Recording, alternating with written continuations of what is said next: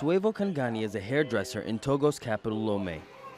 He says police often crack down on opposition supporters in Bay neighborhood where he lives, breaking into their homes and beating them.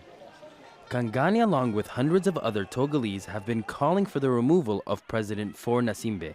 They don't want to leave power, and we are starving in the country. Now we are bold and we'll move forward despite the fact that we are most of the time beaten by policemen. The protest started in August as Togolese took to the streets to demand presidential term limits be reinstated. At least 2 people were killed.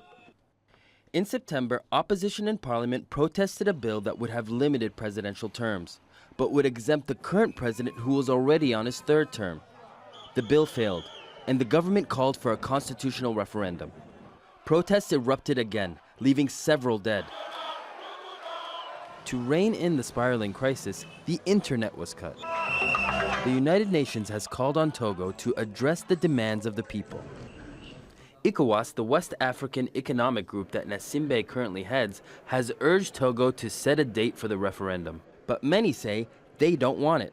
We will continue the fight. We will protest on the streets towards the premises of ECOWAS to tell them that we're not happy with them calling on the government to fix dates of the referendum, which Togolese do not want. It's obvious that they are pushing the government.